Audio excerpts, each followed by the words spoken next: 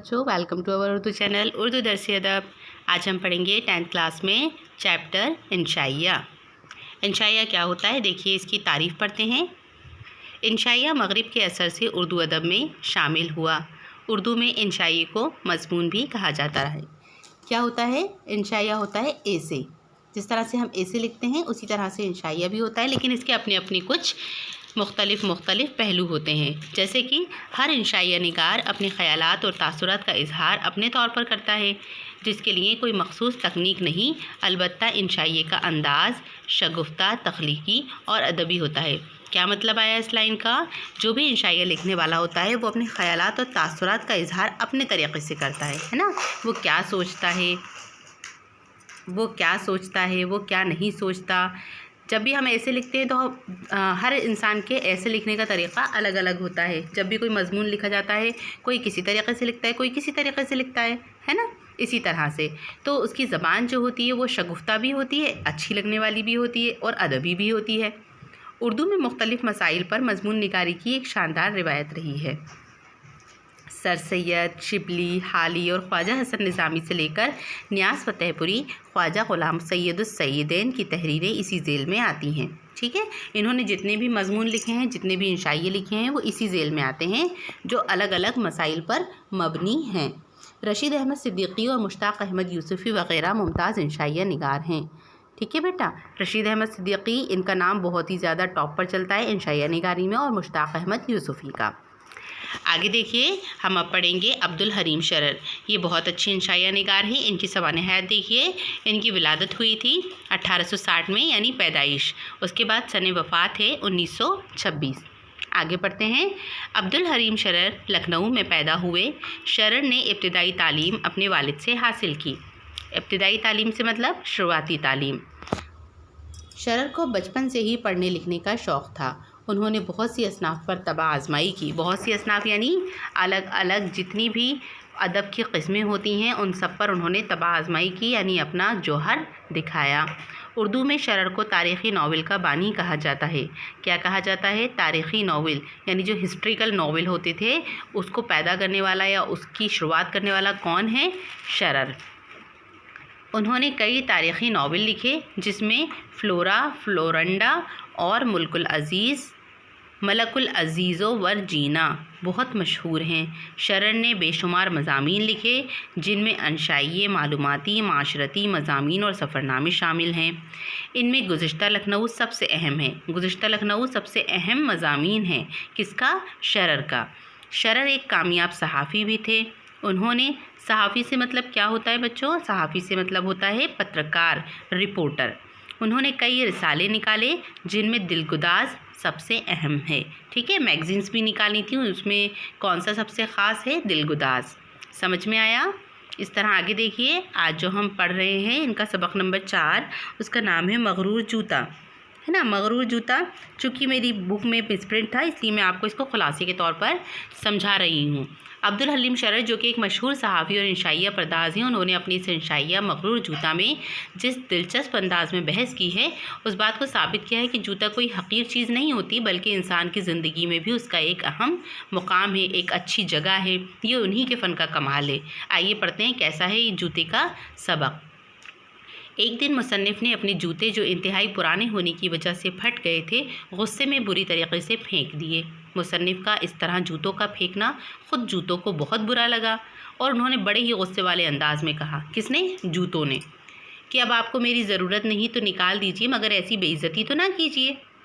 जूते की ये बात सुनकर मुसन्निफ़ को हैरत हुई कि भला जूते से भी कमतर कोई चीज़ हो सकती है। मुसन्निफ़ क्या सोच रहा है कि जूते जैसा हक़ीर तो कोई है ही नहीं, जूता जिसे हम पैरों में पहनते हैं।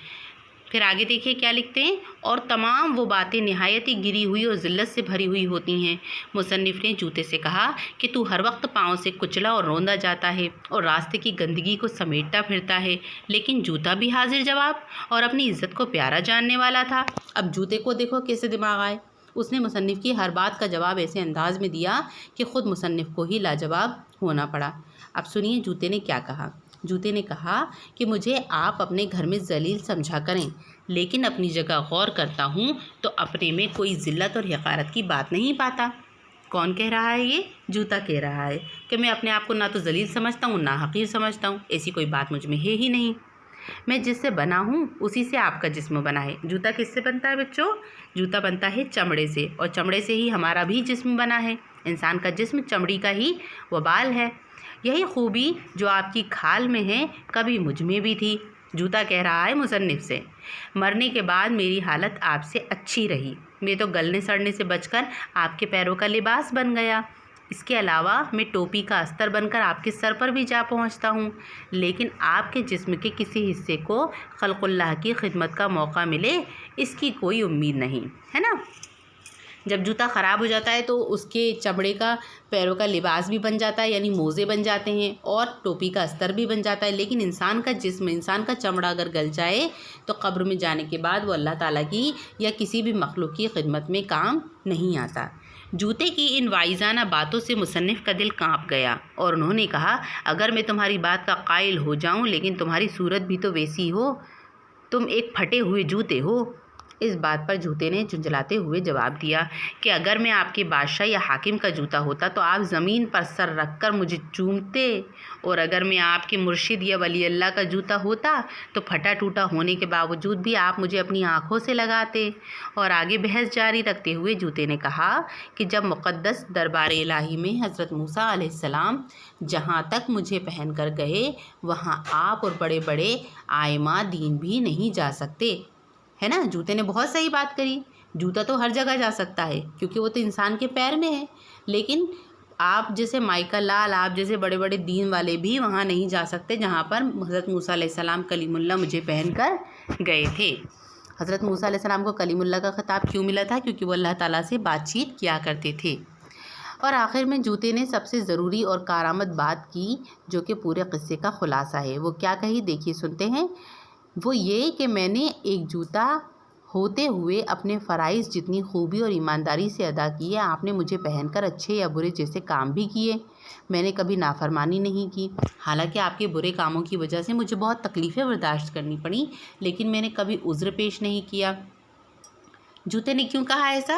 अब बताइए, जूते को पहनकर हम कभी गंदगी में भी चले जाते हैं, अच्छे काम करने भी जा रहे हैं, नमाज़ पढ़ने भी जा रहे हैं, और बुरे काम करने यानी सिनेमा में भी जा रहे हैं, मूवीज़ भी देखने जा रहे हैं। लेकिन क्या जूते ने कभी कोई शिकायत की? नहीं की। आगे देखिए जूता क्या करता है।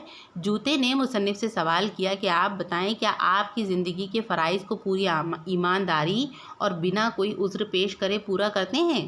कौन कह रहा है? जूता कह रहा है मुसन्निफ़ से कि आपने अपनी ज़िंदगी के फ़राइज़ पूरी ईमानदारी से बिना किसी उज़्र के पूरे किए हैं।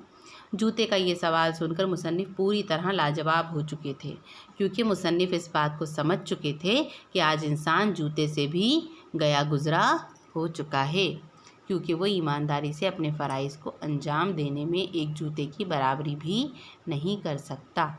आया समझ में बच्चों चैप्टर? अब देखिए, ये अल्फाज माने दिए हुए हैं, कॉपी में कंप्लीट कर दीजिएगा। नोट्स में आपको पूरे आपके व्हाट्सएप नंबर पर सेंड कर दूँगी। अब आप हमारे चैनल को सब्सक्राइब कर दीजिए, बेल आइकन को प्रेस कर दीजिए। अब मुझे इजाज़त दीजिए। अल्लाह हाफ़िज़।